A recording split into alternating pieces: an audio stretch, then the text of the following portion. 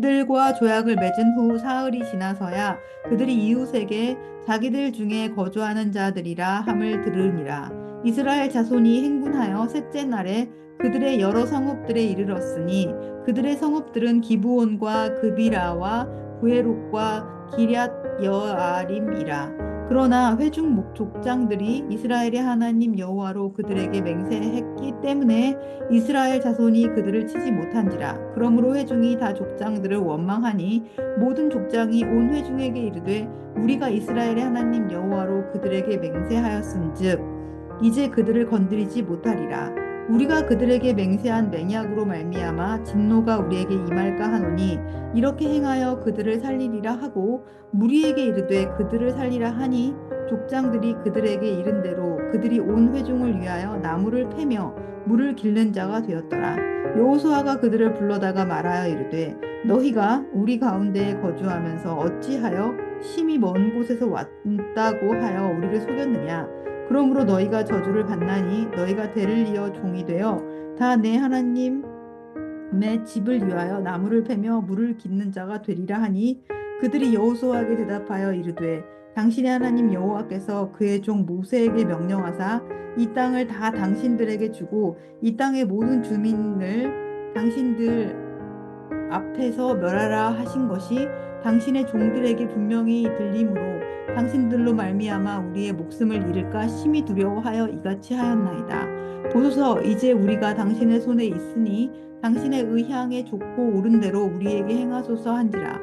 여호수아가 곧 그대로 그들에게 행하여 그들을 이스라엘 자손의 손에서 건져서 죽이지 못하게 하니라.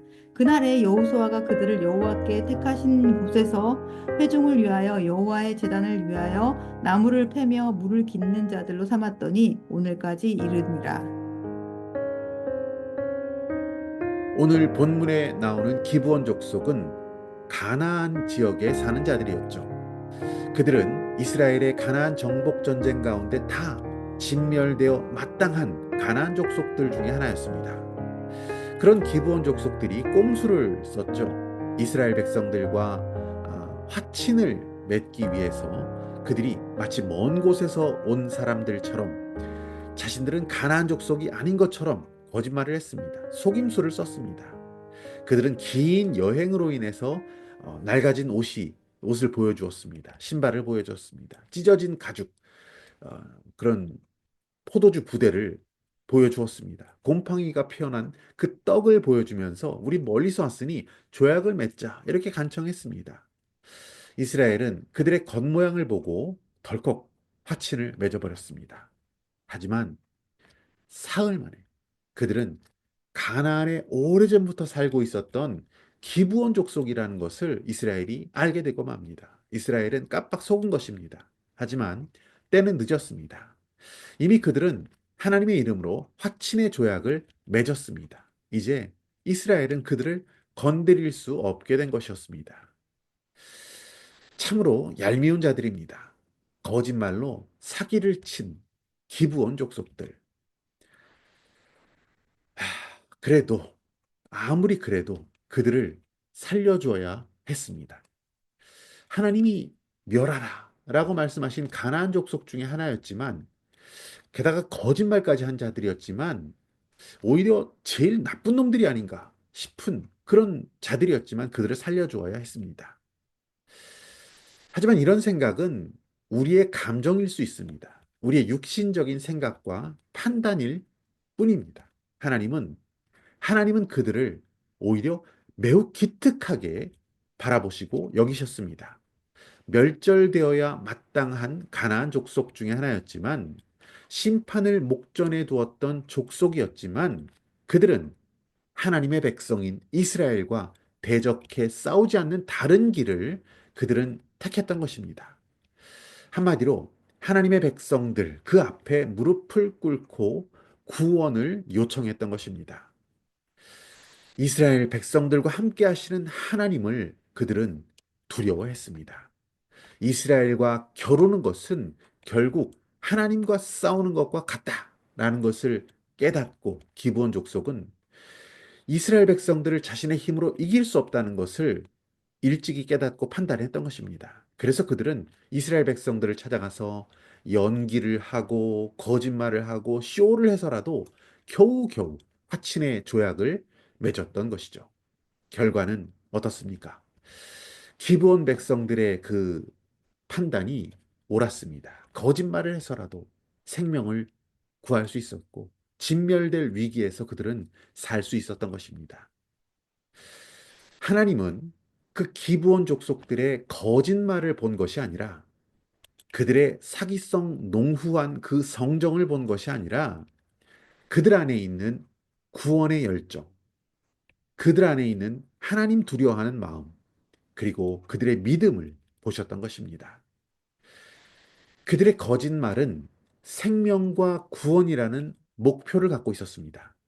그들은 거짓말로 누군가를 해하거나 자신들의 욕망을 채우려고 했던 것이 아니었습니다.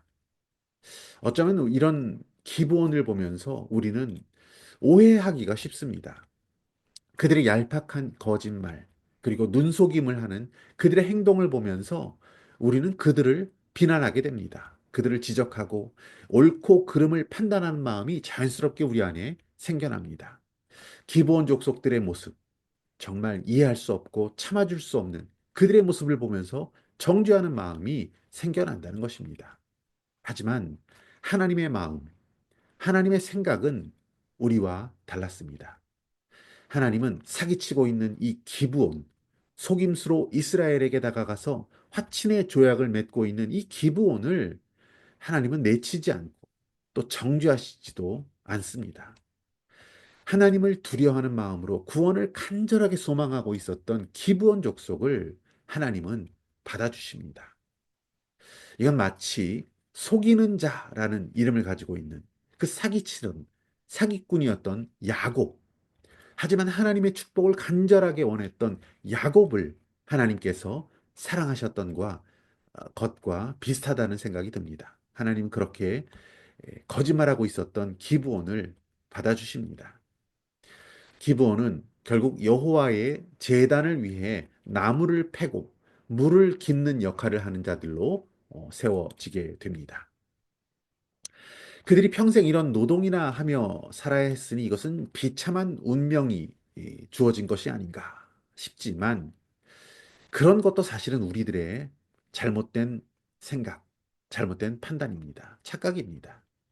그들이 평생 해야 했던 이 굳은 일, 이것은 하나님의 제단을 섬기는 일이었습니다. 하나님의 제단을 하나님의 그 제단을 섬기는 일을 제단에서 그 대대손손 하게 되었던 기브온. 사실은 그들은 대대손손 복을 받게 되었다라고 보는 것이 옳습니다.